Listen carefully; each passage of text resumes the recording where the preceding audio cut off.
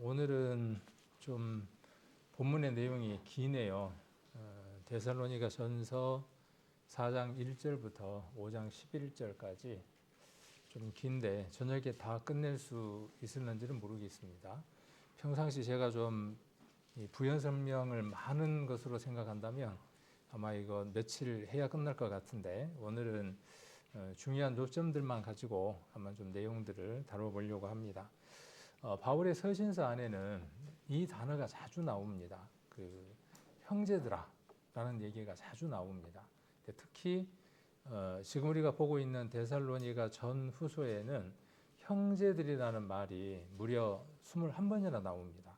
짧은 그 서신서 안에 형제들이라고 호칭하는 그 호칭들이 21번이나 나옵니다. 그만큼 간절하게 또 바울이 그 편지를 쓰면서 형제들에게 데살로니가에 있는 형제들에게 하고 싶은 얘기들이 많았을 겁니다. 오늘 4장 1절로 5장 11절까지에는 이 네 가지의 관하여에 대한 내용들이 나옵니다. 아마 데살로니가 교회들이 궁금해했던 부분들, 또 바울이 데살로니가 교회에게 꼭 알려주고자 했던 무엇에 관한 것들, 이 네 가지를 오늘 좀 살펴보려고 합니다. 4장 1절부터 8절까지는 거룩한 삶에 관한 겁니다. 이것은 성경 전체를 흐르고 있는 핵심되는 메시지입니다. 창세기부터 시작해서 요한계시록까지 매기 균일하게 흐르는 그 중심이 되는 단어 하나가 있는데 그것은 거룩입니다. 그래서 우리에게 하나님이 요구하시는 것이 거룩이다라고 하는 내용들을 이야기를 하고 있고, 그 다음 9절부터 12절까지에는 형제 사랑에 관한 얘기를 하고 있고, 그 다음에 13절부터 18절까지는 우리 성도님들이 잘 아시는 것처럼 자는 자들에 관한 이야기를 담고 있습니다. 그리고 5장 1절부터 11절까지는 때와 시기에 관해서 이야기를 합니다. 우리도 굉장히 궁금하죠. 13절로 18절에 나와 있는 그 내용이 우리에게 굉장히 궁금하고, 그리고 그러한 일들이 언제 있을 것인가에 대한 것들이 궁금한데, 아마 이 1세기경 예수님이 십자가에 못 박혀 돌아가시고 난 이후에 사도들이 복음을 전하고 또 바울이 복음을 가지고 전하면서 그들에게 복음을 전하고 주님이 다시 오실 것이다, 강림하실 것이다 라고 이야기를 했을 때 그들에게도 화두가, 이야기의 주된 요지가 무엇이었느냐 하면, 그러면 우리 예수님은 언제 다시 오실 것이냐, 우리가 그분을 볼 수 있을 것이냐, 이런 부분에 대한 내용들을 많이 이야기를 했을 것이고, 그러면서 부작용도 있었을까요, 없었을까요? 있었습니다. 그래서 그 있었던 내용들에 대한 내용들을 다루고 있는 것이 데살로니가 후서에 관한 내용들입니다. 그래서 오늘은 이 앞부분을 조금 살펴보려고 합니다. 데살로니가 전서 4장 한번 보겠습니다. 부분 이렇게 읽으면서 말씀들을 한번 나눠보려고 합니다. 4장으로 한번 가서 보시면, 보시면 형제들이라는 말이 많이 나오고 있죠. 형제들아. 종말로 형제들아. 이 종말은 어떤 종말일까요? 모든 것이 다 끝난다고 하는 그 종말일까요? 아니면은 우리가 설교 같은 거 하거나 어떤 편지 같은 거 쓸 때 내가 여러 가지 이야기를 했는데 마치면서 마지막으로 그런 의미일까요? 여기 종말이라는 말은 모든 것이 끝난다, 그런 의미의 종말이 아니라 편지를 쓰면서 이제 마치면서 마지막으로 하는 얘기입니다. 그래서 이것은 마지막으로 이런 어떤 의미를 가지고 있기 때문에 이것은 정말로 모든 것들이 끝나버린다, 그렇게 바울이 데살로니가 교회에게 말하고 있지 않다는 것을, 이 단어에서 오해를 가지면 안 된다는 것을 한번 말씀을 드립니다. 자, 그래서 형제들아, 우리가 주 안에서 너희에게 구하고, 데살로니가 전서 4장 1절입니다. 그래서 여기 무엇에 관해서 지금 말하려고 하느냐 하면 거룩에 관한 얘기를 하고자 합니다. 그래서 4절에 권면하노니 1절부터 한번 보겠습니다. 정말로 형제들아, 우리가 주 안에서 너희에게 구하고 권면하노니 너희가 마땅히 어떻게 행하며 하나님께 기쁘시게 할 것을 우리에게 받았으니 곧 너희 행하는 바라. 더욱 많이 힘쓰라. 이미 너희들이 무엇이 하나님을 기쁘게 하시는 것에 대해서 잘 알고 있다, 우리에게 배웠다. 그런데 부족하다. 부족하다.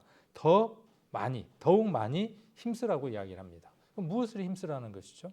무엇에 관해서 힘쓰라고 하는 것이죠? 여기 거룩한 삶에 대한 요청입니다.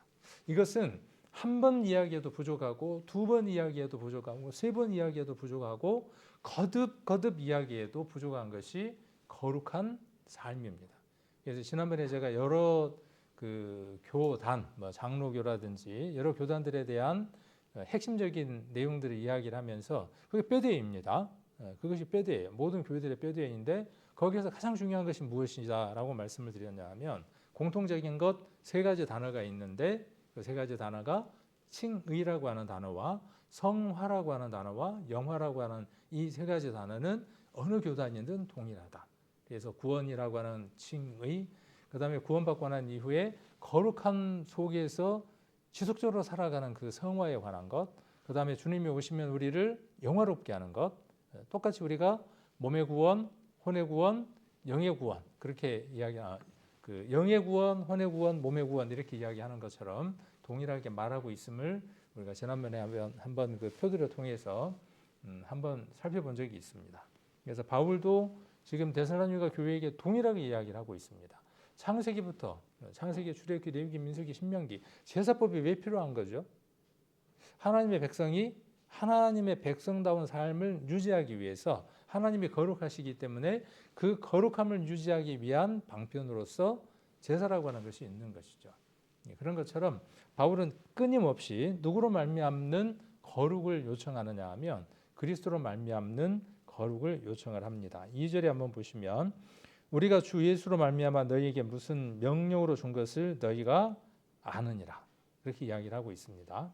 그래서 여기 보시면 아느니라 3절에 하나님의 뜻은 이것이니 너희의 거룩함이라 곧 음란을 버리고. 그러니까 지금 데살로니가 교회에다가 지금 이야기하는 게 뭐냐면 하나님이 원하시는 것은 거룩이다. 그런데 무엇을 가득 가지고 있음을 전제하고 있는 거죠? 음란이라고 하는 것을 가지고 있는 것을 전제합니다. 우리가 반대편이라고 이야기할 수 있습니다. 거룩이라고 하는 그 반대편에 뭐가 있냐 하면 음란이라고 하는 게 있습니다.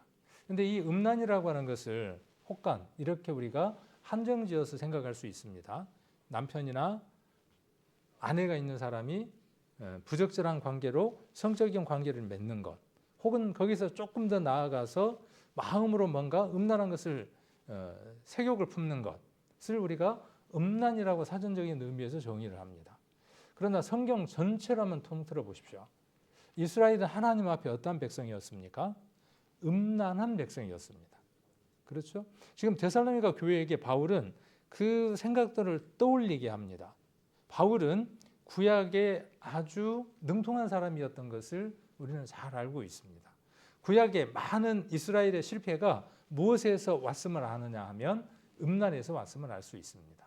그 음란이라고 하는 것은 성적인 음란을 말하는 것은 말할 필요도 없지만 무엇을 의미하느냐 하면 하나님을 떠나 있는 아내가 남편을 향하고 있지 않으면 그것 자체가 음란인 것처럼 하나님의 백성인 우리가 하나님의 자녀인 그리스도로 말미암아 생명을 얻은 우리가 그리스도 아닌 다른 것에 방향을 두고 있다면 그것은 무엇이라고 정의 내릴 수 있느냐 하면 음란이라고 정의를 내릴 수 있습니다. 그래서 무엇을 버리라고 이야기를 하느냐 하면 자 이게 구원받은 성도에게 한 말씀입니까? 세상 사람들에게 하신 말씀입니까? 다 해결됐는데요. 다 해결됐는데 자, 죄 책이라 그래서 죄에 대한 책임을 하나님이 묻지 않으시게 그리스도로 말미암아 모든 죄의 값을 다 치러 놓으셨죠. 그러나 우리는 여전히 어떠한 가능성 가운데 살아가느냐 하면 죄의 유혹과 죄를 범할 수 있는 가능성 가운데 놓여 있습니다. 그래서 그리스도께서 십자가에서 못 박히시고 과거와 현재의 미래 모든 죄의 사함을 이루어 주신 것이죠.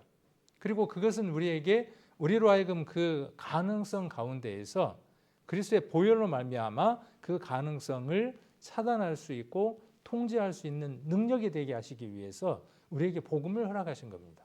그러니까 여기 버리라는 것은 네 능력으로 네 힘으로 버리라고 하는 것이 아니라 무엇으로서예요? 예수 그리스도의 능력으로 말미암아 음란을 버릴 수 있는 힘이 저와 여러분에게 있다는 것입니다. 세상 사람들은 불가한 일입니다. 불가한 일이에요. 근데 우리는요. 여기서 지금 음란이라고 하는 게 뭐냐 그 말이죠. 그러면 여기 음란이라는 것은 헬라어를 써놨습니다. 이 헬라어를 한번 읽어보면 포르네이아예요. 포르네이아. 뭔 좀 단어가 비슷한 단어가 혹시 떠오릅니까? 포르네이아, 포르노. 포르노입니다. 그 포르노라고 하는 단어의 어원과 같습니다. 같은 언어입니다. 자, 이것을 음란이라고 하는 포르네이아라고 하는 이 단어를 한문으로 바꾸면 어떤 단어가 되냐 하면 매춘입니다. 성적인 것을 아름답게 꾸민 단어예요. 봄을 어떻게 하는 거죠? 팔매자에 봄춘자예요. 혹시 매춘이라는 말이 뭔지를 모르셨어요? 지금까지? 한자에 그렇게 써져 있습니다. 봄을 파는 거예요. 한쪽에서는 어떻게 하는 거죠? 그러니까 봄을 사는 거죠. 자, 거기에 무엇이 들어있어요? 자, 봄이라고 하는 것은 아름다운 것인데 봄이라고 하는 것은 무엇이냐 하면 자기가 원하는 것, 자기를 즐겁게 하는 것, 자기를 행복하게 하는 것, 자기를 뜨겁게 하는 것이 뭐냐 하면 춘입니다. 춘. 자, 그러면 우리가 한번 생각을 해봅시다. 우리에게 있어서 춘은 무엇일까요? 우리에게 없을까요? 춘이? 있습니다. 그리고 그 춘을 돈으로 사는 겁니다. 돈으로 삽니다. 혹은 어떻게 하느냐 하면 팝니다. 그렇죠? 자, 그 모든 것들이 하나님에게 매여 있음에도 불구하고 무엇으로 팔아버리느냐 하면 내 즐거움을 내가 원하는 것들로 파는 삶을 살아갑니다. 그러니까 하나님에게 매여 있지 않는 모든 삶들이 어떤 의미에서는 지금 내가 내 자신이 원하는 것, 내 자신의 즐거움, 내 자신의 만족을 향해서 살아가고 있는 시간들입니다. 그 모든 시간들이 결국은 하나님이 보시기에는 봄을 팔고 사고 있는 모습과 별반 다르지 않다는 것이죠. 이스라엘이 어땠습니까? 이스라엘의 항상 문제는 무엇이었어요? 이스라엘의 문제는 항상 무엇이었습니까? 우상의 문제였습니다. 그렇죠? 끊임없는 그 우상의 문제였습니다. 하나님이 아닌 다른 신에게서 자기들이 원하는 것을 얻으려고 하는 겁니다. 자기에 있는 것을 거기에 내어놓는 겁니다. 자기가 원하는 그 봄을 위해서 자기에게 있는 하나님으로부터 받은 것을 거기에다가 내어놓는 삶들을 사는 겁니다. 우리는 오늘 하루 동안 어떤 시간을 보내셨습니까? 하나님을 위한 삶으로 팔려버린 우리가 이미 팔려버린 셈이 되어서 팔려버린 우리가 그 삶을 살아간 것이 아니라 내가 원하는 만족, 나를 위한 시간들, 나만을 위한 것들, 내가 즐거운 것들, 그 속에 물론 무엇도 들어있느냐 하면 성적인 쾌락들, 눈을 즐겁게 하는 것들, 귀를 즐겁게 하는 것들, 뭐 여러 가지 부분들이 그 속에 포함되어 있겠죠. 이것이 신앙을 하는 데 있어서 가장 큰 장애입니다. 다른 표현으로 오늘 데살로니가전서 2장 3절에 기록되어 있는 것처럼 거룩이라고 하는 것을 방해하는 가장 첫 번째 요소가 무엇이냐 하면 음란이라고 하는 것입니다. 그것이 성적인 것도 포함되겠죠. 부부간에 있어서도 마찬가지고. 그래서 뒤에 부분에서는 그 부분을 형제간의 관계들 이런 부분들로 설명하고 있는 걸 볼 수 있습니다. 뒤에 부분에 제가 한번 설교에서 여러 차례 우리 성도님들에게 말씀을 드렸던 것 같습니다. 포르노그래피라고 하는 영어 단어가 있는데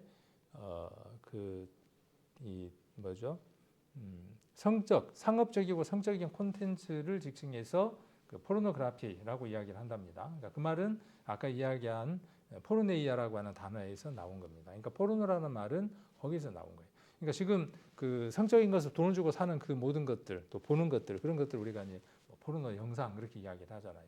굉장히 안 좋은 단어이죠. 그런데 그 단어가 나는 지금 그 영상을 보지 않으니까 깨끗한 사람이야. 그렇게 말하는 것은 너무나 일차원적이고 아동적인 그런 발언이라고 생각을 해볼 수 있습니다. 하나님 우리에게 원하시는 것은 우리의 삶, 우리의 중심 전체가 누구에게로 고정되어 있기를 원하느냐 하면 하나님께로 고정되어져 있기를 원합니다. 자, 거룩함과 존귀함으로 아내를 대하라고 이야기를 합니다. 5절에 하나님을 모르는 이방과 같이 색을 쫓지 말고, 4절이죠. 4절. 각각 거룩함과 존귀함으로 자기의 아내에 취할 줄을 알고 이렇게 지금 이야기를 합니다. 그래서 하나님 앞에 그 삶을 살아가는 사람은 아내나 남편에게 있어서도 존귀함으로 또 거룩함으로 자기 아내나 남편을 대하는 사람이 되겠죠. 그러니까 가정은 어떤 가정이 되어지느냐 하면 하나님께서 아담과 하와를 짓고 처음 가정을 만들었던 것처럼 그 가정처럼 회복되는 가정이 되어져 가는 겁니다. 그러니까 가정 안에는 무엇이 있어야 되느냐 하면 하나님이 우리를 거룩하게 하셨던 그 거룩이 있어야 하고 그 거룩과 존귀로 서로를 대하는 겁니다. 이것이 부부의 관계에서 있어야 할 소중한 덕목들입니다. 또 5절에 보시면 하나님을 모르는 이방인과 같이 세욕을 쫓지 말고라고 이야기를 합니다. 그래서 우리가 이방인처럼 그런 삶을 살아가는 것이 아니라 구별된 삶을 살아가야 하죠. 아까 형제들아라고 이야기를 했는데 히브리서 2장인가 보면 거룩하게 된 자와 거룩하게 하시는 자가 하나이다. 그렇게 말씀을 하시면서 히브리서 2장인 것 같아요. 그렇게 이야기하시면서 뭐라고 말씀하시느냐 하면 예수님께서도 우리를 무엇이라고 부르기를 부끄러워하시지 않았다? 형제라고 부르기를 부끄러워하지 않았다. 그러니까 우리가 형제라고 불리면 이것은요 어마어마한 겁니다. 정말 소중한 겁니다. 자, 그래서 그 성도는 그러니까 그 하기오라고 하는 이 단어는 우리 구약에서 거룩이라고 하는 단어와 같은 단어입니다. 그래서 구별되어지는 겁니다. 제물이 구별되어지는 것처럼 제사 때에 양이나 염소나 이런 것들이 구별되어지는 것처럼 이 말씀은 로마서 12장하고 다시 연결이 되어지겠죠. 그래서 우리가 산 제사를 드려야 하고 우리 몸이 제물이 되어지는 그러한 제사를 하나님이 기뻐하시는 겁니다. 그래서 우리는 구별된 삶들을 살아야 합니다. 거룩함이라고 하는 것은 구별된 것이고 그것을 우리가 또 다른 말로 그렇게 모여있는 그렇게 세상에서 구별되어져서 모여있는 사람들을 성도라고 이야기한다라고 말씀을 드렸죠. 지난번에는 시편을 제가 말씀드리면서 성도라는 말은 또 어떤 뜻도 담고 있다고 그랬습니까? 성도라는 말 뜻 하나 더 첨가를 해드렸잖아요. 주일날. 기억을 벌써 잊어버리셨나요? 네, 하나님을 친근히 하는 것. 하나님을 친근히 하고 섬기는 것. 섬기고 친근히 하는 사람을 가리켜서 성도라고 이야기를 한다. 그렇게 우리가 지난번 시편에서 한번 살펴봤습니다. 성도는 구별된 사람이고 거룩한 사람이고 또 그러한 삶들을 유지해가는 사람들이 성도입니다. 4장 8절 보시면 7절 한번 보시면 하나님이 우리를 부르심은 부정케 하심이 아니요 거룩하게 하심이니 그러므로 저버리는 자는 사람을 저버림이 아니요 너희에게 그 성령을 주신 하나님을 저버림이니라. 자, 이 저버린다는 말은 무엇을 저버리는 것이죠? 아까 앞에 7절 위에 나와 있는 대로 거룩하게 하라. 내가 거룩하니 너희도 거룩하라 하는 그 거룩 3절에 나와 있는 그 거룩함 속에서 살아가려고 하지 않는 모든 의지들, 내 삶이 거룩해야 한다라고 하는 그 인식을 하지 못하는 모든 삶을 가리켜서 여기 지금 8절에 나와 있는 대로 저버리는 자다라고 이야기할 수 있습니다. 이것을 전도 집회 때에 복음에다가 한번 적용을 해본다 그러면 그리스도께서 당신을 위해서 과거와 현재와 미래의 모든 죄를 사하셨으므로 이 사실을 믿고 이 모든 사실에 당신의 삶을 맡기고 순종하는 삶을 살아가겠습니까?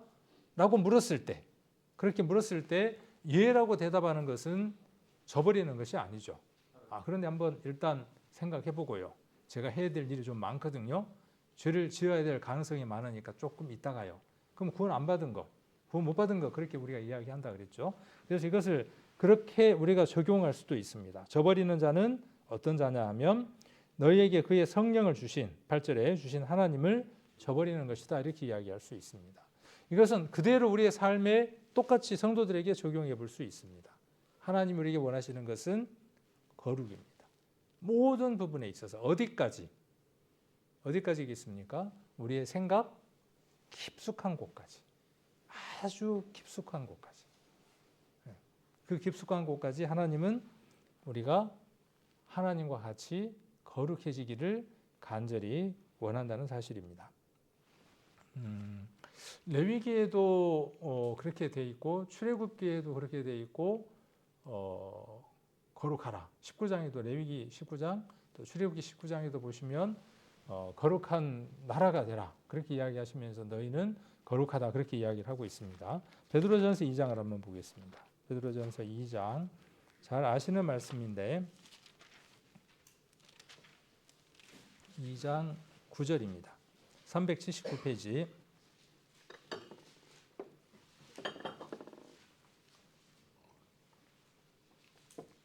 베드로전서 2장 9절 오직 너희는 택하신 족속이요 왕같은 제사장들이요 거룩한 나라요 그의 소유된 백성이니 여기까지만. 자, 우리는 누구라고 지금 말하고 있느냐 하면 이건 베드로가 지금 이야기한 것이죠. 왕같은 제사장이고 택하신 족속이고 거룩한 나라다라고 이야기를 했습니다. 그러니까 우리가 거룩한 나라이며 그의 소유된 백성이기도 합니다. 나라이면서 백성이기도 합니다. 그러면 왜 우리를 그렇게 불러내셨냐는 거죠. 왜 우리를 먼저 구원하셨냐 그 말입니다.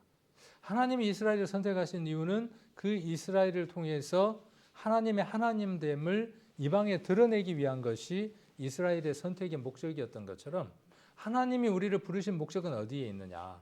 우리로 하여금 거룩한 나라, 거룩한 삶을 살아가는 성도로서의 삶을 살아가게 하고 그것을 통해서 하나님이 원하시는 것은 무엇이냐 하면 오늘 뒤에 나와 있는 것처럼 무엇을 선전하는 겁니까? 너희를 어두운 데서 불러내어 그의 기이한 빛에 들어가게 하신 자의 아름다운 덕을 선전하게 하려 하심이라 그랬어요. 우리는 선전 요원입니다.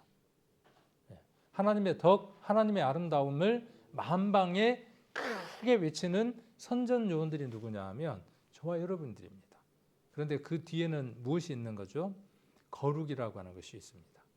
대제사장은 머리에 이렇게 패를 하나 붙이고 있었죠. 이렇게 띠를 하나 두르고 있었는데 이 띠가 뭐라고 쓰여져 있었습니까? 혹시 아시는 분? 여기 띠에 여호와께 성결. 그렇죠?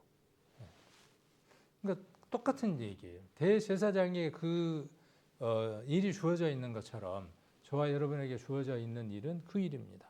데살로니가 성도들에게 바울은 무엇에 관해서 지금 말하느냐 하면 거룩한 삶에 대해서 다시 한 번 더 집중적으로 아주 깊이 설명하고 있습니다. 이건 한 번 이야기해도 부족하고 두 번 이야기해도 부족합니다. 그래서 아까 우리 데살로니가 전서에 보면 더욱 많이 힘써야 되는 일이 이 일입니다. 한 번 하고 끝나는 일이 아니라 성화라고 하는 이 과정은요. 우리가 훈련하고 연습하지 않으면 안 된다. 그렇게 말씀을 드렸죠. 그래서 지난번에 훈습이라고 하는 것 한번 말씀드렸죠. 훈련하고 습관이 될 때까지 애쓰지 않으면 우리는 고무줄처럼 고무줄 탁 잡았다가 한쪽을 놓으면 어떻게 돼요? 원래 자리로 순식간에 돌아갑니다. 저와 여러분 안에는 그러한 본능이 우리를 가득 사로잡고 있고 도사리고 있습니다. 우리가 그것을 인지하지 못하고 우리의 삶 가운데에서 우리 자신을 그냥 놓아버리면은 우리는 그 전대로 돌아가는 것은 너무나 쉬운 일입니다. 그래서 바울은 반복해서 이런 내용들을 이야기를 하고 있습니다. 자, 그다음 9절 데살로니가로 다시 돌아가서 4장 9절 한번 보시면 자, 초반에 이렇게 이야기를 합니다. 형제 사랑에 관하여는 이라고 이야기를 하고 있습니다. 그러니까 아까 네 가지 관하여인데 지금 두 번째 그 관하여라고 이야기를 합니다. 첫 번째는 거룩한 삶에 대해서 데살로니가 교회에다가 이야기를 했고 지금 두 번째는 형제 사랑에 대해서 이야기를 하는 겁니다. 자, 형제 사랑에 대해서 데살로니가 교회는 어떤 교회였습니까? 아주 모범적인 교회였습니다. 그래서 9절에 보시면 형제 사랑에 관하여는 너에게 쓸 것이 없음은 너희가 친히 하나님의 가르치심을 받아 서로 사랑함이라. 너희가 온 마게도냐 모든 형제를 대하여 과연 이것을 행하도다. 형제들아 권하노니 더 많이 하고. 이 내용이 지금 아까 어떤 내용하고 지금 같습니까? 1절하고 같죠. 1절의 내용이 어떤 내용이 반복됩니까? 더욱 많이 힘쓰라 하는 내용하고 여기 똑같이 10절에도 더 많이 하고라고 이야기를 하고 있습니다. 우리가 지난번에 지도 한번 봤었죠. 기억나시나요? 잊어버리셨어요? 로마가 어마어마하게 많은 우리 몸에 있는 핏줄처럼 로마로부터 뻗어가는 도로들을 만들어 놨죠. 그 도로 가운데에 에그나티아 가도라고 하는 가도가 있고 그 가도를 통해서 바울이 복음을 전하게 되고 그 가도 안에 데살로니가라고 하는 지역이 있었던 것도 지난번에 한번 이야기를 했죠. 베레아 교회 얘기도 했었죠. 베레아가 좋은 줄 알았단 말이에요. 그런데 좋았던 그 시절로 끝났고 그것이 거기서 끝났더라고 말이죠. 우리의 신앙도 그럴 수 있다라고 지난번에 말씀을 드렸습니다. 그러나 데살로니가 교회는 그 말씀을 일부는 거절하고 복음을 전하는데 그곳에 쫓아가서 소동을 일으킬 만한 지역의 사람들이었지만 그들에게 복음이 들어갔을 때 그들은 어떤 사람들이었느냐 하면 완전히 바뀐 삶을 살면서 마게도냐와 아가야까지 이 복음을 전했던 사람들이 우리가 데살로니가 교회였다고 하는 것을 지난번에 1장에서 한번 살펴봤습니다. 자, 그렇게 한 것처럼 마게도냐와 아가야라고 하는 그 마게도냐라고 하는 것은 큰 도시였죠. 지난번에 거기에 수도가 어디라고 이야기를 했어요. 데살로니가라고 이야기를 했죠. 항구의 도시라고 이야기를 했죠. 그리고 뭐 알렉산더가 있었고 4개로 쪼개지고 어쩌고 얘기를 잠깐 들었었죠. 자, 그 지역에 지금 이야기를 하고 있는 거죠. 그들은 형제 사랑을 하는 데 있어서 본이 되는 그런 교회였죠. 그래서 제목이 뭐였냐 하면 본받는 자에게서 본을 받을 수 있는 사람으로 바뀌는 것. 그런 제목이었죠. 지난번에가. 자, 그래서 더 많은 사랑을 하라고 이야기를 하고 있습니다. 더 많은 사랑을 하라. 더욱 넓게 깊이 실천하라고 이야기를 하고 있습니다. 그리고 자신의 일을 책임 있게 하라고 이야기를 합니다. 11절. 또 너희에게 명한 것 같이 종용하여 자기 일을 하고 너희 손으로 일하기를 힘쓰라. 우리가 그 세상 사람들에게도 그렇고 교회 안에서도 그렇고 다른 사람들에게 짐이 되지 않게 하기 위해서 우리는 자기 손으로 부지런히 일할 필요가 있습니다. 자기만 자급자족을 하는 게 아니라 자기에게 충분하게 채워진 것들로 또 다른 사람들에게 베푸는 삶을 살아갈 때에 하나님의 은혜를 더 많이 선포할 수 있습니다. 공부는 왜 하느냐? 남 주기 위해서 공부합니다. 돈은 왜 버느냐? 돈은 왜 벌어야 되죠? 돈도 남 주기 위해서 버는 겁니다. 그러니까 우리의 목적이 바뀌어야 돼요. 내 집, 내 부부, 내 가정, 내 자녀 여기에서 우리의 그 범위들이 어떻게 점점 넓어져 가야 하느냐 하면 여장년에서 이제 그 야베스의 기도 이야기를 했는데 우리의 지경이 넓혀져 가야 하는 겁니다. 내가 가지고 있는 능력, 내가 가지고 있는 학력, 내가 가지고 있는 재력, 내가 가지고 있는 뭐 여러 가지 능력들이 있겠죠. 그 모든 것들이 누구를 위해서 사용되어져야 되느냐 하면 그리스도를 위해서 사용되어지는 겁니다. 내가 돈이 많으면 그때 하리라. 될까요? 안 될까요? 얼만큼 많으면 될까요? 시간이 많으면 내가 하리라. 퇴직하면 하리라. 내가 나이가 40이 되면 하리라. 50이 되면 하리라. 아들이 대학을 가면 그때 내가 하리라. 많은 계획을 세웁니다. 뜻대로 될까요? 그렇지 않습니다. 우리 오전사님이 옛날에 설교 가운데에서 그 얘기했죠. 금 중에 최고의 금은 소금도 아니고 황금도 아니고 지금이다. 그렇죠? 지금입니다. 지금 내가 하지 못하면 내일 할 수 있을 것이라고 하는 보장도 그렇게 높지는 못합니다. 지금 하는 겁니다. 지금. 오늘 이 말씀을 듣고 이 자리를 떠나서 시간이 주어질 때 매 순간순간마다 지금일 때 어느 형제가 오늘 보이지 않을 때 내가 그 지금 전화 한번 하고 어느 형제 어떤 신앙과 복음과 그 모든 것들에 대한 걱정들이 있을 때 그 일들을 지금 하는 겁니다. 지금. 내일 할까? 그 사람이 지금 잘 것 같아. 그 사람이 뭐 어떻게 할 것 같아. 처음 주시는 마음이 하나님의 마음이에요. 지금 그 일을 해보라고 하는 것이 하나님의 음성일 가능성이 높고 그 뒤에 아니야 한번 사연이 있을 것 같아 하는 것은 지혜고 배려일 것 같지만 어쩌면 다른 음성일 수도 있습니다. 그냥 주어지는 대로 기도하고 하는 겁니다. 그래서 여기 자기 일을 하고 너희 손으로 일하기를 힘쓰라라고 이야기를 했고 12절 이는 외인을 대하여 단정히 하고 또한 아무 궁핍함이 없게 하려 함이라 이렇게 이야기했습니다. 이건 누구를 향한 거라고 지금 이야기를 합니까? 자, 우리 교회 성도들을 향한 겁니까? 지금 밖에 있는 사람들을 향한 겁니까? 지금 앞에 나와 있는 지금 11절에 종용하여 자기 일을 하고 너희 손으로 일하기를 힘쓰라 그렇게 하는 것, 우리가 힘써서 일하는 것.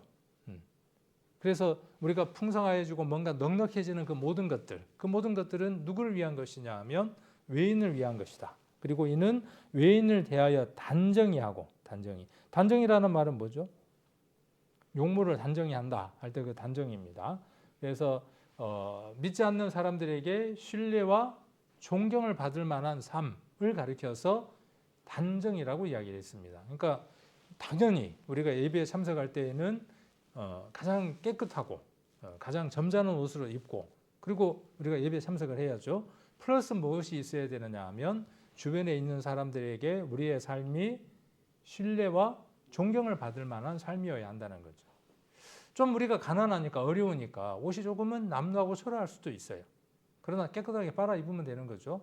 그러나 그것을 말씀하시는 것이 아니라 그의 삶이, 그의 드러난 인격이, 성품이 어떠해야 된다라고 이야기를 하느냐 하면 존경과 신뢰를 받을 수 있느냐는 것입니다. 저와 여러분의 삶이 존경받을 만한 삶이냐는 거죠. 신뢰할 만하냐는 것이죠.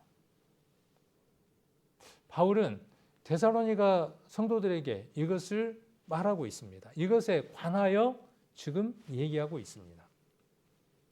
자, 또 궁핍함이 없게 한다 그랬어요. 스스로 자립하여 다른 사람의 도움에 의존하지 않고 살아가는 겁니다. 그러니까 이것은 물질적인 것도 포함되겠지만 신앙적인 것도 포함되는 겁니다. 신앙이 항상 궁핍한 사람이 있어요.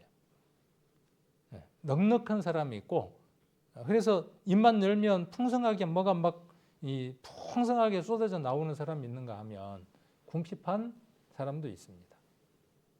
그래서 궁핍이라고 하는 것은 물질적인 것뿐만이 아니라 영적인 것, 그리고 그가 의존적인 것이 아니라 독립적이고 누군가를 도울 수 있는 삶들을 살아가야 하는 것을 말하고 있습니다.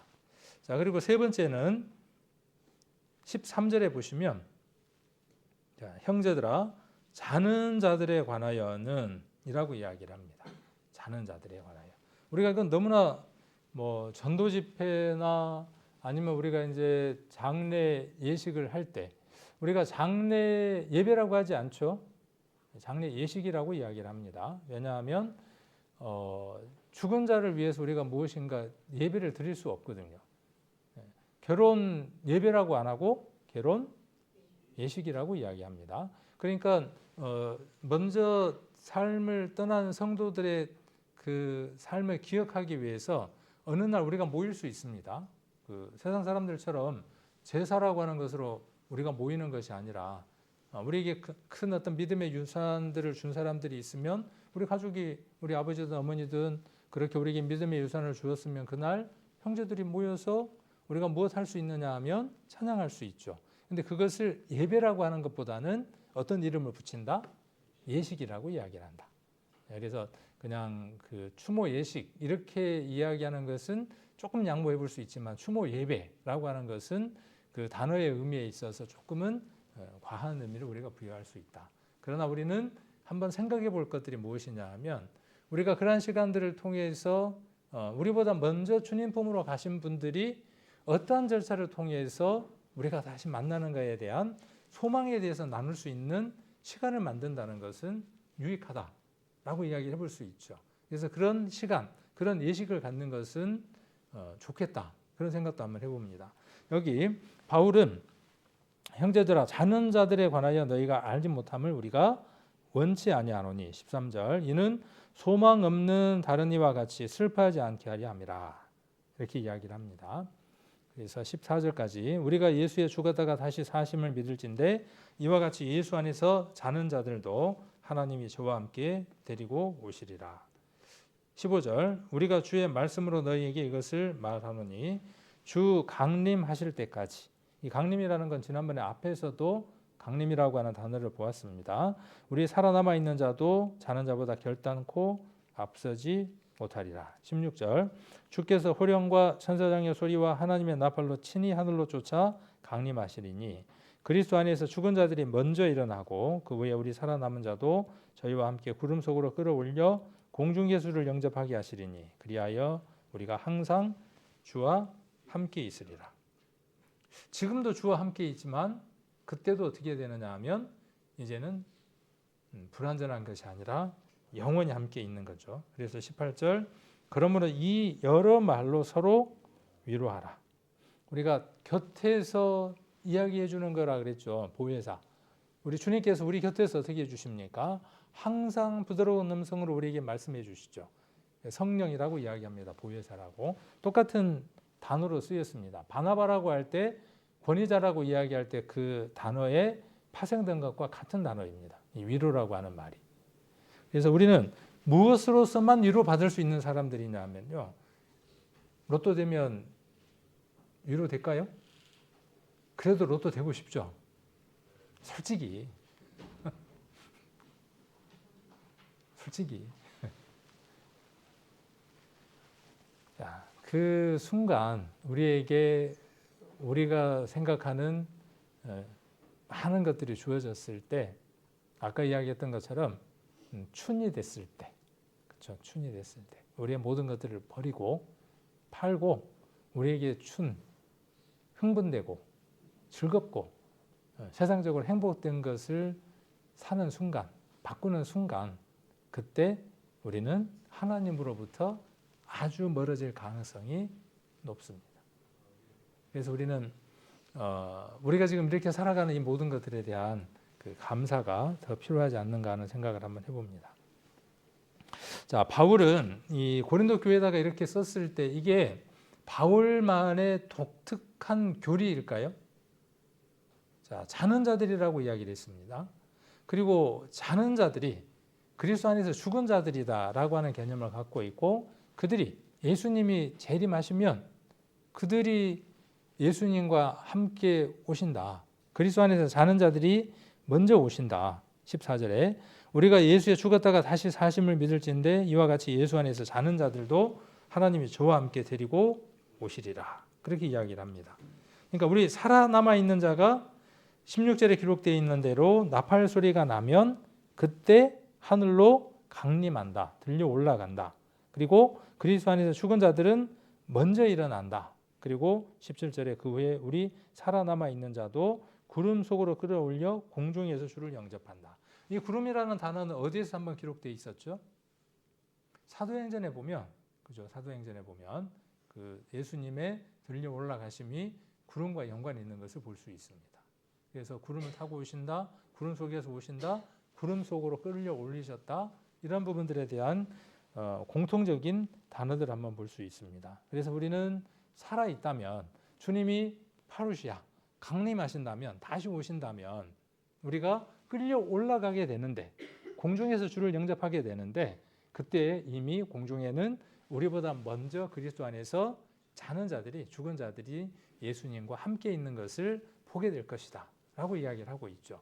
이 얘기를 왜 했을까요? 한번 생각해 봅시다. 이 얘기를 왜 했을까요?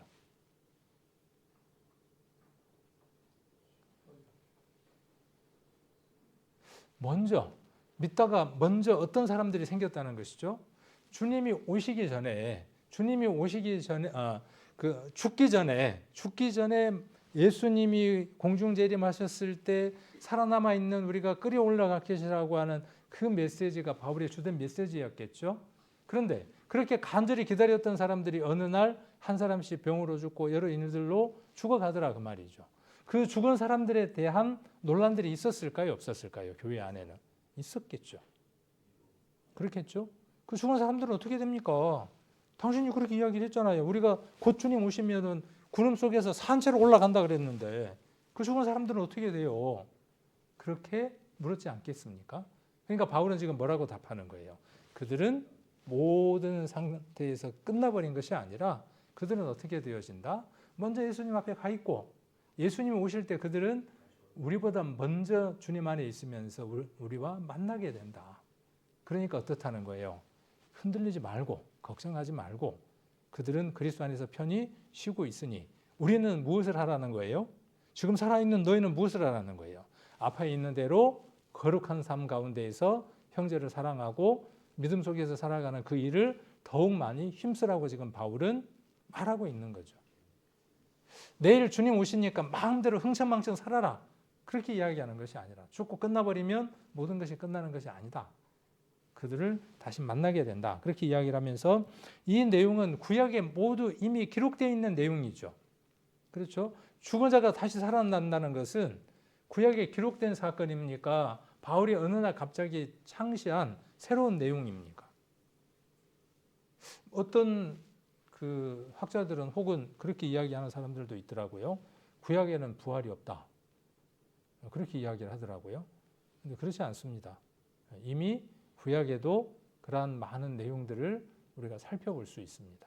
부활이라고 하는 그 단어가 없을 뿐이지 우리가 이러한 내용들을 많이 살펴볼 수 있습니다. 욥기를 한번 보겠습니다. 우리가 잘 아는 말씀들 가운데 욥기를 보면 알 수 있습니다. 욥기 19장 25절입니다.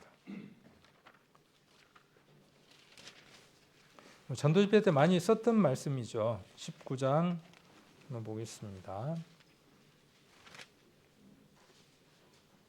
19장 23절에 보시면 욥기 19장 23절 나의 말이 곧 기록되었으면 책에 쓰여졌으면 철필과 연으로 영영이 돌에 새겨졌으면 좋겠노라. 25절 내가 알기에는 나의 구속자가 살아계시니 후일에 그가 땅 위에 서실 것이라. 우리는 이 바울의 그 데살로니가에 대한 성도들을 위로하면서 이 여러 말로 서로 위로하라. 뭐 때문에 위로를 하라는 거예요? 주님이 오실 것이라고 간절히 살아서 그렇게 열심히 살면서 기다렸건만 병들어서 죽어가더라 그 말이에요. 성도들이. 우리도 그런 것들 우리가 보게 되잖아요. 그런데 그들에 관해서 지금 이야기하는 거예요. 그들에 관해서 이렇게 될 거니까 너희들은 어떻게 하라는 거예요? 걱정하지 말라는 거예요. 다시 만날 거니까 이걸로 위로를 삼고 이것으로 소망 가운데 더욱 열심히 일하라는 거예요. 그리고 어디에서 기록되어 있는 거죠? 이미 구약에도 기록되어 있는 겁니다. 나의 구속자가 살아계시는 거예요. 욥은 언제예요? 예수님이 태어나시기 전 이미 수천 년 전에, 수백 년 전에 누구를 보았느냐 하면 부활하신 그리스도를 보았습니다. 우리는 예수님의 죽음과 부활 사건을 2000년 후에 보고 있는 것이고 욥은 지금 땡겨서 미리 그 그리스도를 만난 겁니다. 자, 그가 땅 위에 서실 것이라. 욥기의 내용, 아까 그 바울의 내용과 같죠. 나의 이 가죽 이것이 썩은 후에 내가 육체 밖에서 하나님을 보리라. 27절 같이 한번 읽겠습니다. 내가 친히 그를 보리니 내 눈으로 그를 보기를 외인처럼 하지 않을 것이라. 내 마음이 조급하구나. 그렇죠? 친히 그를 봅니다. 내 눈으로 그를 보는 겁니다. 외인이 아니라 그때는 누구이냐 하면 나의 주로 그를 보는 것이죠. 자, 이러한 말씀들을 바울은 데살로니가 교회에다가 소망으로 지금 던져주고 있는 거죠. 시편도 한번 보겠습니다. 시편 16편. 시편 16편.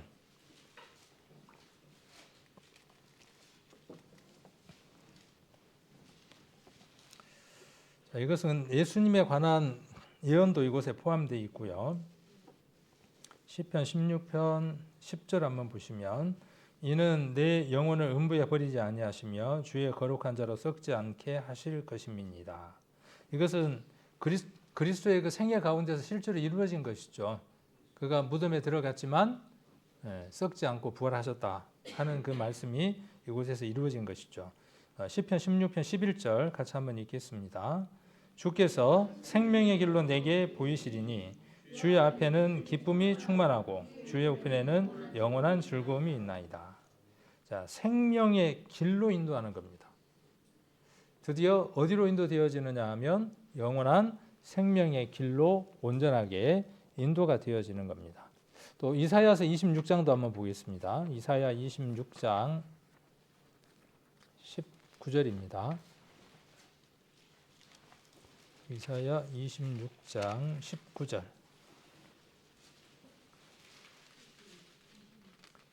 994페이지.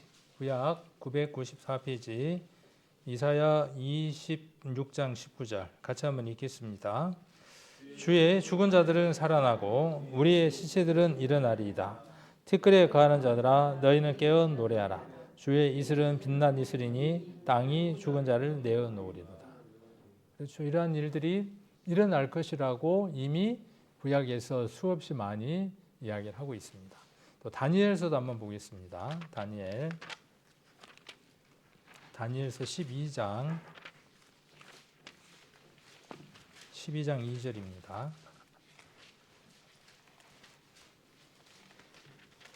이 말씀도 우리가 잘 아시는 말씀이죠. 1255페이지, 구약 1255페이지, 다니엘서 12장 2절, 3절 같이 한번 읽겠습니다. 땅의 티끌 가운데에서 자는 자 중에 많이 깨어 영생을 얻는 자도 있겠고 수욕을 받아서 무궁히 부끄러움을 입을 자도 있을 것이며 지혜 있는 자는 궁창의 빛과 같이 빛날 것이요 많은 사람을 옳은 대로 돌아오게 하는 자는 별과 같이 영원토록 비치리라. 많은 사람을 옳은 대로 돌아오게 하는 자, 복음을 전하는 자이죠. 저와 여러분이 할 수 있는 아주 큰 일입니다. 자, 이 일을 하는 자는 별과 같이 영원히 빛난다라고 이야기를 하고 티끌 가운데에서 2절에 자는 자 중에 많이 깨어 영생을 얻는 자도 있다. 이렇게 이야기를 하고 있습니다. 그러니까 바울이 말한 그 사건은 강림하실 때에 죽은 자들이 살아나는, 그래서 그리스도와 함께 강림하시는 그 사건은 바울이 독창적으로 만들어낸 일이 아니라, 이야기가 아니라 구약에 근거한, 하나님 말씀에 근거한 소망을 지금 데살로니가 교회에다가 정리해서 이야기하고 있는 겁니다. 얼마나 그 교회 성도들이 이미 먼저 주님 앞에 간 성도들로 말미암아 잠깐 실망했다가 이제 저렇게 못 만나는 건가? 두 번 다시 만날 수 없는 건가? 너무나 아쉬운데? 그런 마음을 가졌다가 이 얘기를 들은 데살로니가 성도들은 어땠겠어요? 이제 그 주님을 만나게 되고 우리와 함께 신앙생활했던 그 형제자매를 다시 만난다고 하니 얼마나 기쁜지 모르겠어. 그들이 어때요? 소망이 더 깊어졌겠죠. 그래서 위로가 되는 거죠. 자, 그리고 죽은 자들에 대한 소망에 대해서 이야기를 하는 겁니다. 그 다음에 주님의 재림과 부활의 순서를 얘기를 하고 있고요. 아까 먼저 읽었기 때문에. 자, 그리고 영원히 주와 함께 있을 것을 약속합니다. 자, 그리고 그것은 우리에게 가장 큰 위로가 되는 것이다 라고 18절에서 이야기를 하고 있습니다. 우리가 세상을 살아가는 날 동안에 가장 큰 아픔이 무엇일까요? 나와 함께 했던 사람이 나보다 먼저 세상을 떠나는 그 이별일 겁니다. 그 이별에 우리가 조금이라도 덜 슬플 수 있는 조건 하나는 무엇이냐 하면 그가 구원을 얻었다면입니다. 반면 그렇지 못하다면 우리의 마음은 더 힘들겠죠. 우리가 그러한 일이 없도록 무엇을 해야 하는 거죠? 아까 다니엘서에 기록되어 있는 대로 옳은 대로 돌아오게 하는 것. 이것이 우리가 해야 할 가장 큰 일들입니다. 가장 가까이에 있는 가족들, 내가 사랑하는 사람들에게 이 복음을 전하는 것이 또 이 믿음 안에 있게 하는 것이 가장 큰 일인 겁니다. 이것만큼 큰 일이 우리에게 없습니다. 자, 그리고 이제 네 번째로 때와 시기에 관한 내용입니다. 5장, 데살로니가전서 5장으로 한번 가보겠습니다. 데살로니가전서 5장. 오늘을 살아가는 우리들에게 어쩌면 2000년 전에 데살로니가라고 하는 지역에 보낸 편지이기도 하지만 시대를 살아가는 우리들에게 꼭 필요한 말씀들이 아닌가 하는 생각들을 한번 해봅니다. 5장 한번 봅니다.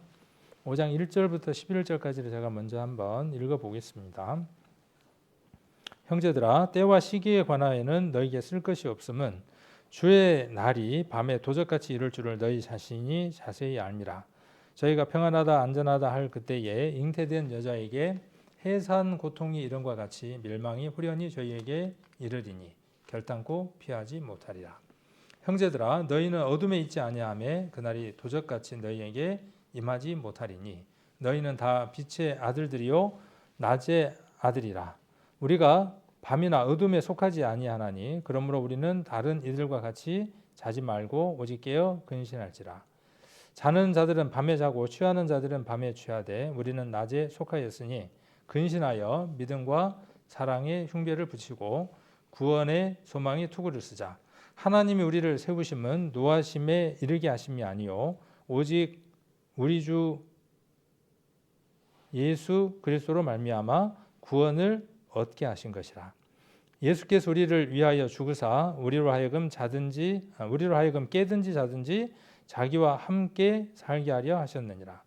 그러므로 피차 권면하고 피차 덕을 세우기를 너희가 하는 것 같이 하라. 이렇게 말씀하고 계십니다. 자, 주의 날은 갑작스러운 것이죠. 그렇죠? 도적같이 오신다 그랬으니까. 그러나 준비된 자에게는 그 날이 갑작스러운 것이 아니죠. 그래서 5장 1절에 보시면 때와 시기에 관하여 라고 지금 이야기를 하고 있습니다.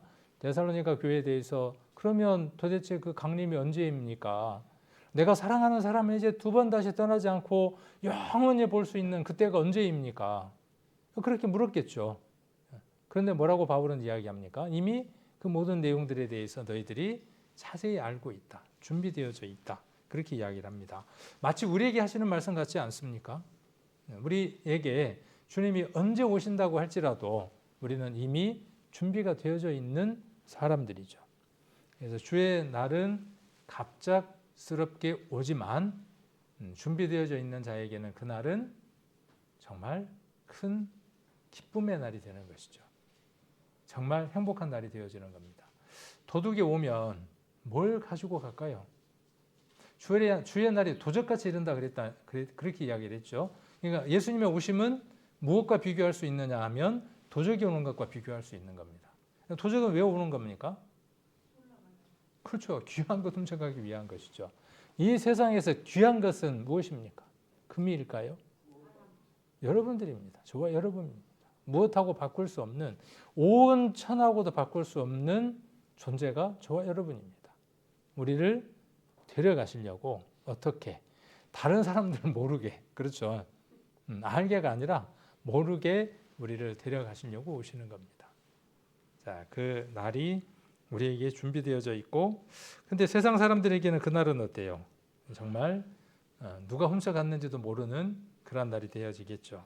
그리고 그날은 평안하다, 안전하다 3절에 나와 있는 것처럼 할 때라 그랬어요.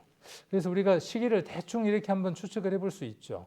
환란, 기근, 전쟁 이럴 때는 아직 끝은 아니다. 시작이다. 언제 끝이 오느냐 하면 복음이 온 세계에 전해지고, 그리고 여기 나와 있는 것처럼 모든 것들이 다 잔잔하고 평화할 때쯤, 그때 해산의 고통이 이르는 것처럼 올 것이다. 그렇게 이야기를 하고 있습니다. 자, 이런 말씀들도 이미 구약에 예언되어져 있는 말씀들이죠. 그렇죠? 오늘 시간이 없으니까 제가 한번 성경을 읽어드리면 요엘서 2장에도 보시면 여호와의 날이라고 되어 있고, 또 아모스 5장 나중에 한번 메모리 해놓으셨다가 한번 찾아보십시오. 요엘서 2장, 아모스 5장, 스바냐 1장 그렇습니다. 다 거기 근처들이에요. 1270페이지 정도에서 찾으면 그 근방에 다 있습니다. 요엘서 2장, 아모스 5장, 그 다음에 스바냐 1장 이렇게 있습니다. 거기에 무엇으로 명명되어져 있느냐 하면 여호와의 날이라고 기록되어 있습니다. 특히 아모스에는 여호와의 날을 사모하는 자들에게 화가 있을진저 이렇게 이야기를 합니다. 저와 여러분이 여호와의 날을 사모하는 사람들이잖아요. 간절히 사모하잖아요. 그런데 뭐라고 말씀하시느냐 하면 화가 있을 것이다 그렇게 이야기를 합니다. 왜? 우리에게는 그날이 기쁨의 날이지만 준비되지 못한 자들에게는 벽을 만지다가 독사에게 물리는 것 같고 재난의 날이 될 것이다 이렇게 이야기를 하고 있습니다. 우리가 간절히 소망하지만 한면 우리에게는 무엇이 있어야 합니까? 준비되지 못한 사람들에 대한 불쌍함, 긍휼히 여김, 그들에 대한 구령의 열정, 복음을 전하려고 하는 그 간절함이 우리에게 있어야 함을 아모스서 5장에서는 이야기를 하고 있습니다. 자, 그리고 빛의 자녀로서의 삶을 살아야 된다라고 이야기를 합니다. 4절에서 어둠을 이야기를 하고 5절에서 빛의 아들이라고 이야기를 하고 있습니다. 저와 여러분은 빛의 아들입니다. 어둠의 아들이 아닙니다. 어둠의 자식이 아니라 빛의 자녀입니다. 그래서 빛의 자녀처럼 살아가야 합니다. 자, 그래서 깨어서 근신해야 하는 겁니다. 근신이 뭐죠? 교회에서 근신을 시켰어요. 옛날에 근신을 시켰어. 그럼 교회 나와요, 못 나와요? 그거 근데 근신이에요. 제대로 된 근신이에요, 근신이 아니에요. 안 보는 데서 어떻게 하는지를 모르잖아요. 그러니까 근신은 나와야 돼, 나와. 그죠? 나오면서 그의 모습이 보여야 되는 거예요. 그래서 근신이라고 하는 거 제가 보는 성경에는 뭐라고 되어 있냐 하면 말과 행동을 삼가고 조심한다라고 되어 있어요. 그렇죠? 그게 근신이에요. 그러니까 그리스도인들은 어떠한 삶을 살아가야 되느냐 하면 근신하는 삶을 살아가야 합니다. 깨어 있어야 하고 근신해야 합니다. 왜? 우리의 삶이 자칫 다른 사람들에게 무엇이 되어져서 다른 사람들에게 하나님의 복음을 전하는 도구가 아니라 가리는 역할들을 하게 되기 때문에 근신해야 될 필요가 있는 겁니다. 자, 그리고 깨어서 8절 한번 보시면 우리는 낮에 속하였으니 근신하여 믿음과 사랑에 흉배를 붙이고 구원의 소망에 투구를 쓰자 그랬어요. 자, 깨어서 근신해야 되고 그걸로서 끝나는 게 아니라 조심하고 말과 행동만 조심하는 걸로 끝나는 게 아니라 낮에 속했으니까 근신하여 믿음과 사랑에 뭘 붙입니까? 흉배를 붙입니다. 흉배가 뭐죠? 호심경이라고 하는 말과 같은 겁니다. 여기 가슴에다가 심장을 보호하기 위해서 되는 갑옷을 가리켜서 뭐라고 이야기하느냐 하면 흉배라고 이야기를 합니다. 그리고 머리에다가는 무엇을 씁니까? 구원의 소망의 투구를 씁니다. 우리가 치명상을 입는 것은요, 머리와 심장입니다. 나머지는 조금 다치더라도 뭐 조금 버틸 수는 있는데 그 둘은 치명적이죠. 구원받은 사람들에게 이 흉배와 투구가 없으면 적의 공격으로부터 치명상을 입습니다. 그래서 우리들의 그 삶 안에 근신과 함께 믿음과 소망이라고 하는 흉배가 우리들 마음 가운데 가득해야 하고 머리에는 무엇이 가득해야 합니까? 구원의 소망으로 가득해야 하는 거죠. 자, 이 말씀은 어디에 나와 있는 말씀과 지금 같은 걸 볼 수 있죠? 자연스럽게 우리는 이 성경을 읽으면서 어디가 떠올라요? 에베소서 6장에 나와 있는 전신갑주가 떠오르죠.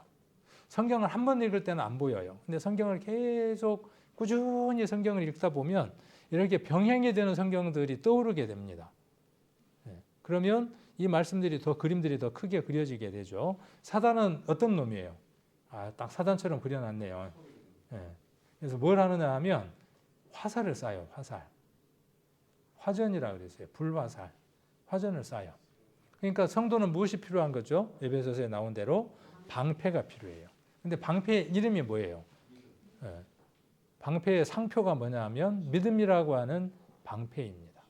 사단은 의심이라고 하는 것과 절망이라고 하는 것과 거짓이라고 하는 것과 여러 가지 것들을 끊임없이 우리에게 쏩니다. 자, 머리에는 아까 구원의 투구를 쓰죠.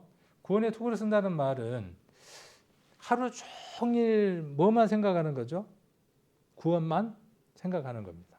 그런데 아까 여기에서는 뭐라고 되어 있냐 하면 구원의 소망의 투구입니다. 어떻게 하면 저 사람이 구원을 받을 수 있을까? 이죠. 그것으로 가득 차 있는 머리예요. 그것이 우리의 삶을 적극적으로 보호합니다. 다른 사람에게 복음을 전하려고 하는 그 생각과 그 삶이 누구를 적극적으로 보호하느냐 하면 저와 여러분을 적으로부터 공격에서 보호받게 합니다. 복음을 전하지 않는 삶은요, 공격받기 쉽습니다. 패배하기 쉽습니다. 복음을 전하면 그 사람은 살아서 움직이는 삶들을 살아가게 됩니다. 자, 그리고 여기는 아까 믿음과 사랑이라고 하는 흉배였는데 의의 호심경이라고 이야기를 하고 있고 진리로 허리띠를 띈다고 되어 있고 그 다음에 양손에는 다 들려 있는 거죠. 한쪽 손이 비어 있어야 세상 걸 줄 텐데, 그죠? 양손에 다 들려 있는 겁니다. 그것 어느 것 하나라도 내려놓으면 끝나는 겁니다. 한쪽에는 공격 무기인 검이 있어야 되고, 한쪽에는 무엇이 있어야 하고, 적의 공격으로부터 자기를 보호할 수 있는 방패가 있어야 하고, 그리고 신은 뭘 신는 겁니까? 복음은 복음인데 어떤 복음? 평안하게 하는 그 복음의 신을 신는 겁니다. 이것이 저와 여러분의 신앙의 바른 모습의 한 면들을 그림으로 보여주고 있는 겁니다. 자, 그래서 구원 계획에 대해서 아까 9절, 10절 이야기를 하고 있죠. 하나님이 우리를 세우심은 노하심에 이르게 하심이 아니요 오직 우리 주 예수 그리스도로 말미암아 구원을 얻게 하신 것이다. 이 구원은 세 가지를 다 포함하는 겁니다. 그렇죠? 구원의 창시자라고 제가 말씀을 드렸죠, 이전에. 자, 생명의 창시자 아르케논, 생명의 창시자, 믿음의 창시자, 또 뭐의 창시자? 구원의 창시자. 그러니까 생명의 처음부터 과정 끝까지를 다 주관하는 분이 누구냐 하면 예수 그리스도입니다. 구원도 마찬가지예요. 구원의 시작, 과정 끝까지를 다 책임지시는 분이 누구냐면 예수님이에요. 그분이 우리에게 있으면 그 시작과 과정과 끝이 항상 같이 가는 겁니다. 그래서 우리를 구원하신 목적은 어디에 있느냐 하는 겁니다. 10절에. 자, 우리에게 생명을 주시고 구원을 주시고 믿음도 주시고 사랑도 주시고 모든 걸 다 주셨어요. 자기의 남은 것 모든 것 다 주셨어요. 그렇게 주신 이유는 무엇 때문이라고요? 10절에 기록되어 있는 대로 예수께서 우리를 위하여 죽으사 우리로 하여금 자든지가 아니고 깨든지, 근데 항상 제가 읽을 때 자든지를 먼저 읽더라고요. 제가 항상 자는가 봐. 깨어 있는 게 아니고. 깨든지 자든지 자기와 함께 살게 하려 하셨느니라. 세상 모든 일을 다 한다고 할지라도 혼자라면 자기 삶이에요. 근데 우리 주님께서 원하시는 것은 주님과 함께 하기를 원하시는 겁니다. 11절 기록되어 있는 대로 그러므로 피차 권면하고, 권면이라는 말도 뭐냐면 옆에서 조분조분 이야기해 주는 거예요. 성질나게 이야기하는 게 아니고 다 뭐죠? 우리 그 사회복지에서 이야기하는 것처럼 공감하고 경청하고 라포를 형성하고, 그러면서 어떻게 해요? 배려해서 근데 네가 하는 건 맞는 건 아니야 라고 이야기해 주는 거예요. 중요한 건 뭐냐면 틀렸다고 이야기해 주는 겁니다. 아이들에게도 마찬가지입니다. 그 틀렸다고 하는 것이 반감을 갖지 않도록 참 어려운 일이죠. 그래야 한 생명이라도 얻을 수 있습니다. 그래서 권면하고 피차 덕을 세우기를 너희가 하는 것 같이 하라, 이렇게 이야기를 하고 있습니다. 바울은 데살로니가 성도들에게 지금 무엇을 말하고 있느냐 하면 구약부터 모든 이스라엘 백성들에게 하나님이 끊임없이 말씀하셨던 그 말씀들을 지금 구원받은 성도들에게도 동일하게 이야기를 하고 있습니다. 그들이 예수님을 먼저 보았고 부활을 믿었고 그분이 다시 오실 것을 기다렸고, 그래서 그들이 하나님의 거룩 안에 있었던 것처럼 너희도 지금의 시간들을 살아가면서 그들이 죽고 끝난 것이 아니라 그리스도 안에 있었던 사람들은 자는 사람이므로 소망이 있다. 그 가운데 내가 될 수도 있는 겁니다. 내가. 그러나 우리는 어떻게 살아가는 것이냐 하면 단 하루를 살아갈지라도 그분과 함께 살아가는 겁니다. 아까 깨든지 자든지, 깨든지 자든지. 그래서 우리가 그런 삶들을 살아간다면 분명 주변에 있는 사람들은 우리에게서 누구를 보게 되느냐 하면 예수님을 볼 겁니다. 틀림없이 예수님을 보게 될 겁니다. 그리고 그들은 우리를 통해서 주님을 만나는 복을 얻게 될 겁니다.